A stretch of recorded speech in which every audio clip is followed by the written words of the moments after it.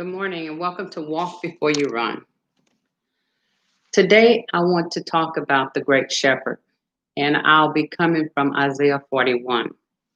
I know when you hear Great Shepherd, Isaiah 41 is not exactly what comes to mind. Perhaps Psalm 23 comes to mind. The Lord is my shepherd, I shall not want. But in this passage, it talks about the final restoration of Israel. But inside of reading that, I just thought about who could do these things but the great shepherd. In the first few verses, it talks about God raising up a deliverer. In verse 1, the first thing God says is, "Keep silent before me." I love that because sometimes we tend to want to come to God in prayer and start right off talking. Not sitting, meditating, just thinking upon Him and being grateful to be in His presence. But we just start off talking about all the things we need, all the things we want. And sometimes when we come before God, we need to just keep silent. Don't say anything because the word tells us that He knows our thoughts are far off. So when we need Him to come as a great shepherd, as a deliverer, as a strong right hand, He already knows what we need. And sometimes when we come in His presence, we can just keep silent and listen to what He has to say to us, because what He has to say to us is always more powerful than what we have to say to Him.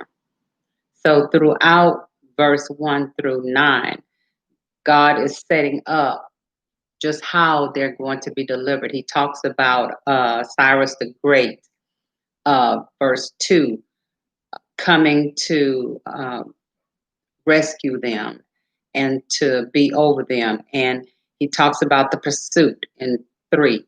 He talks about who hath wrought and done it, calling the generations from the beginning in verse 4. I, the Lord, the first and the last, I am.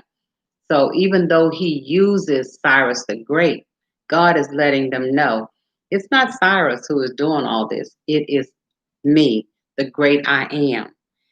Sometimes we have to remember that when we're going through some things, it seems like somebody comes to our rescue.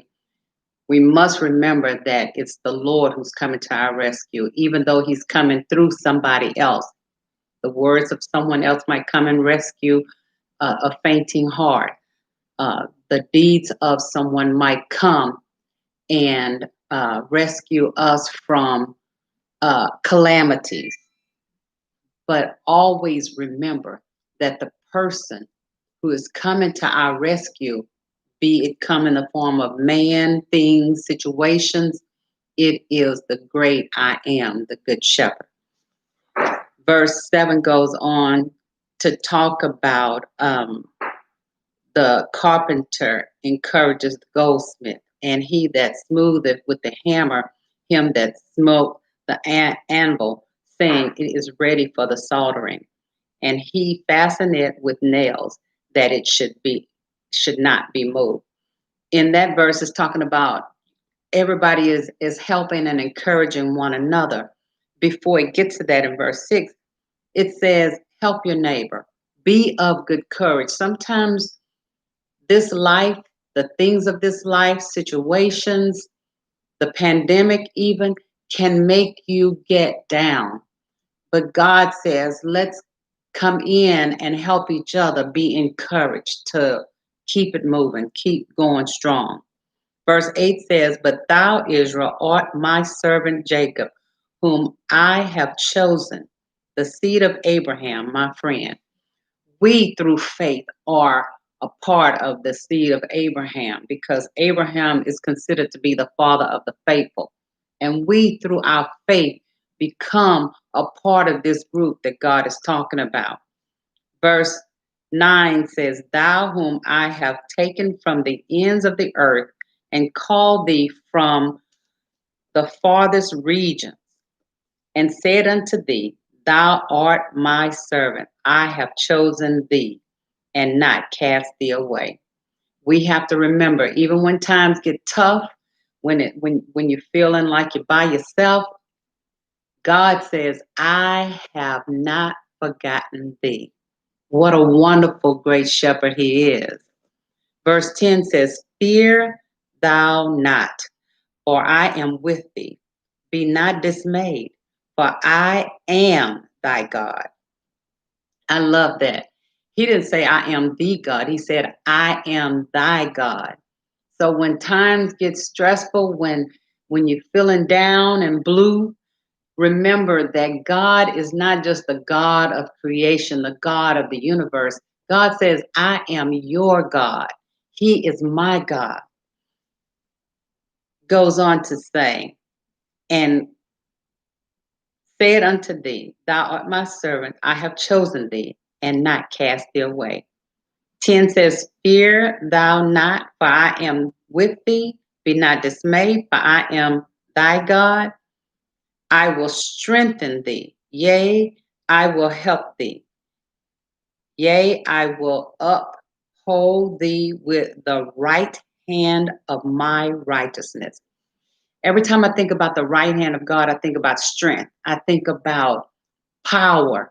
And so he has the strength and the power to hold me, to hold you when you're going through some stuff. 11 says, Behold, all they that were incensed against thee shall be ashamed and confounded, and they shall be as nothing, and they that strive with thee shall perish. So when the enemy comes against you, just remember, they shall be as nothing. That enemy shall be as nothing. Look at verse 12. It says, Thou shalt seek them and shall not find them. Even them that contend with thee, they that war against thee shall be as nothing and as a thing of naught. That means that it's not even going to be a memory. It's going to be totally gone. So don't, like Stevie Wonder said, don't you worry about a thing, because God will be standing by your side when you're checking things out. Verse 13 says, For I, the Lord thy God, I love that, thy God, mine. For I, the Lord thy God, will hold thy right hand. Remember, I told you, when I think about the right hand, I think about power. So when my right hand, my hand of power starts feeling weak, starts feeling helpless, hopeless, God says he's going to hold my right hand and say to me, say to you, fear not, I will help thee.